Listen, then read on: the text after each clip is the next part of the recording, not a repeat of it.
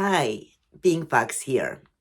Uh, Today I'm sick like a dog. I went yesterday in a beautiful 5 miles hike, and today I woke up sick.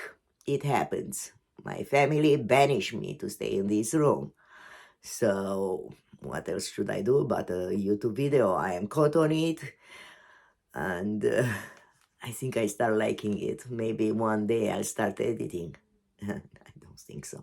Anyway, yesterday I posted a video about my medical problems that I would have to manage while I would be on Appalachian Trail. The response was overwhelming. Thank you, Juan. And I was a little embarrassed. Somebody called me an amazing woman and so on. Well, maybe I am amazing, but not so amazing. In fact,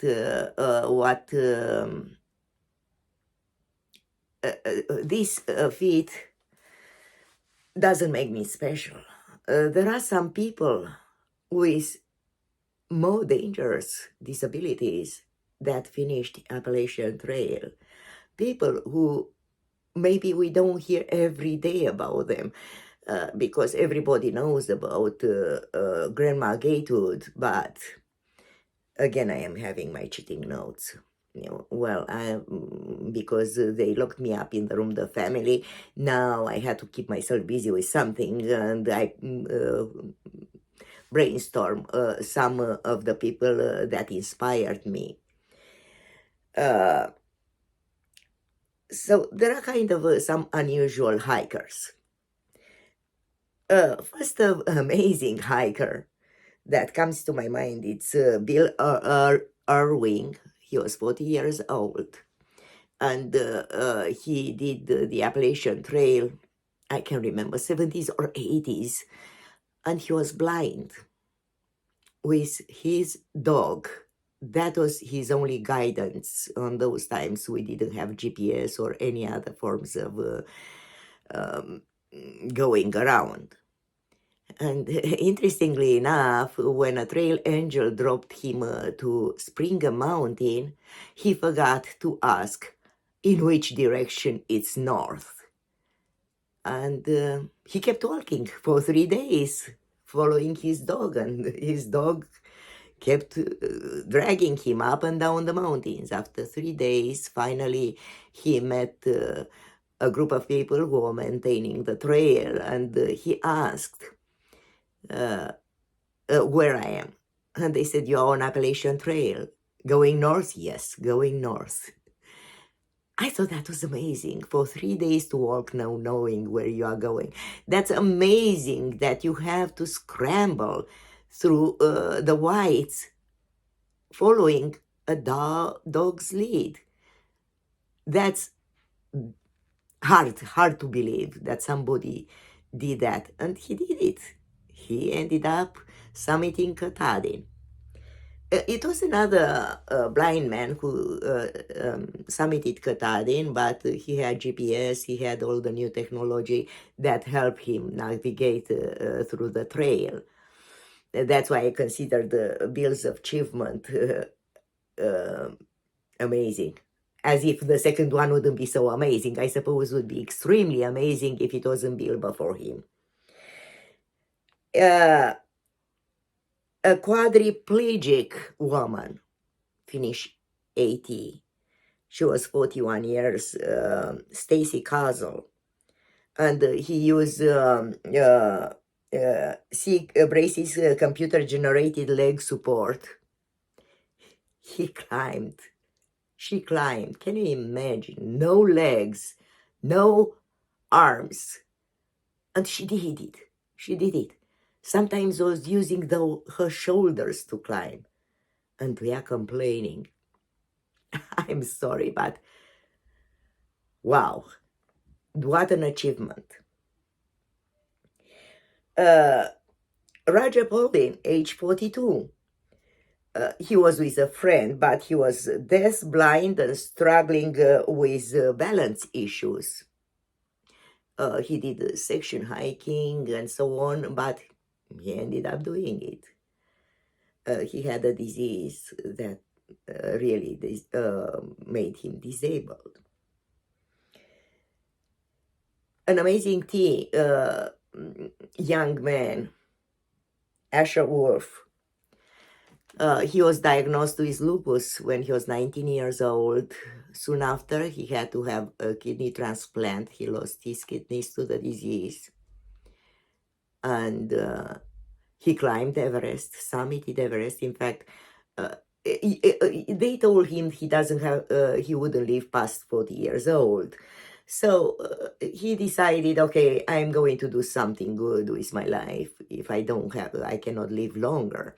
So he went on Tibet, trained a lot, did a lot of 8,000 meters mountains, included summited Everest. Also did the Appalachian Trail. He had really to be careful because any infection would have killed him on the trail. Also, he had a strict regimen of medication, but he did it. The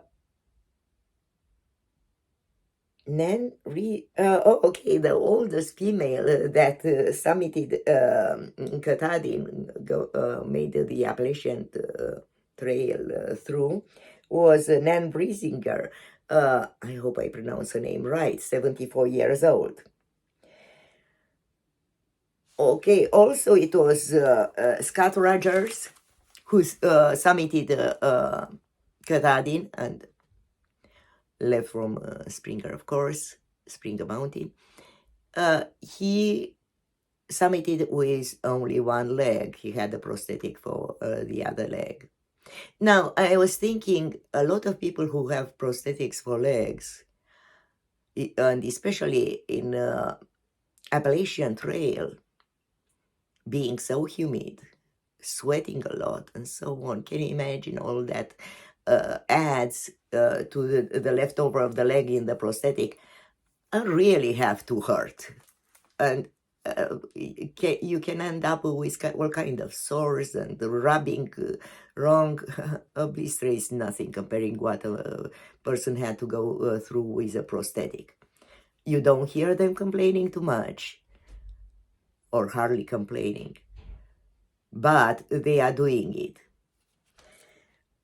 And another man, Carl Moon, in 1988, he finished the Appalachian Trail with both legs. Then he had cancer and lost a leg. So he did it again in 1991 and finished with one leg.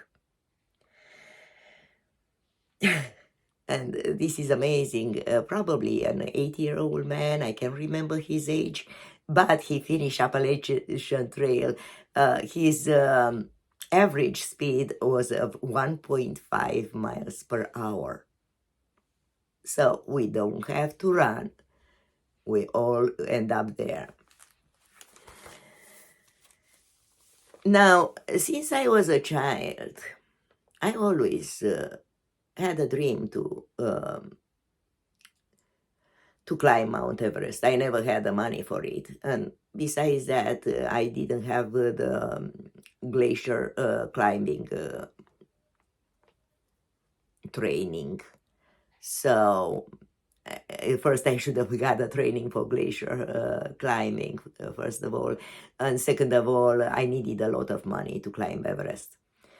And there are some amazing people who summited Everest. And for example, the oldest man who climbed Everest was an 80-year-old man. 80 years old. That's amazing. And it was another man who was in the book records as the oldest man at 70-something. And he wanted to get his record back. And at 85, he went back on the Everest.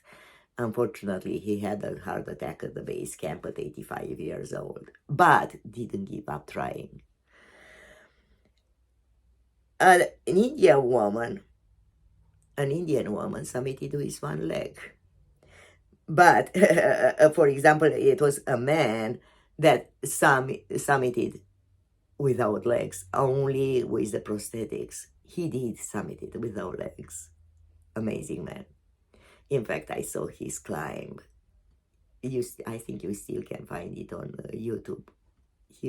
He was amazing. A blind man summited Everest. Of course, he had the help of Sherpas, but still, uh, it's amazing what they did. Oh, yeah, I'm in a Facebook group, Women Hiking Over 40, and it's a woman, a Sherpa. She just received a few days ago her certificate for the only woman who climbed, summited Everest the most. She summited Everest 10 times. Of course, she is a Sherpa, but even so, a Sherpa means you have a heavier load. And in fact, I think once in the same year, she summited twice Everest in the same season, climbing season. And I remember once seeing a Dutch climber who tried 1 year to summit Everest. He has asthma and tried once to summit without oxygen and couldn't do it. And he went the second time and did it with asthma, without oxygen. So these are a few people who are truly amazing, who truly did something that other people wouldn't even dream of doing, even dream of trying to do it. My father had a handicap, and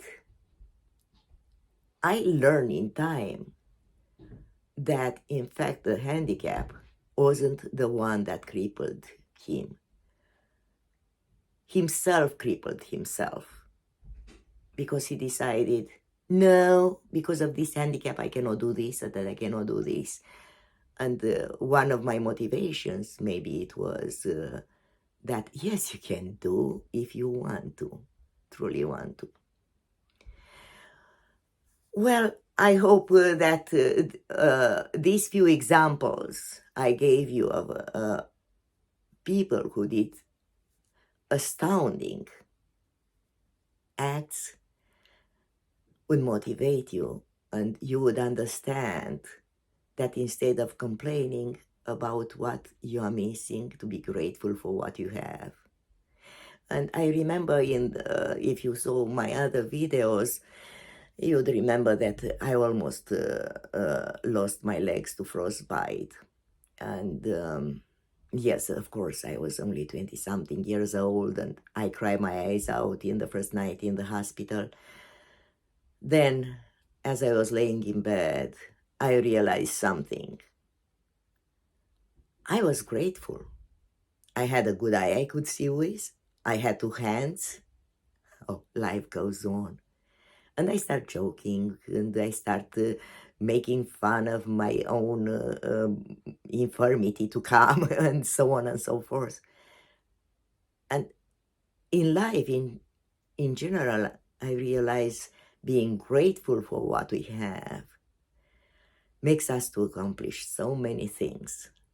Thank you for watching. Bye.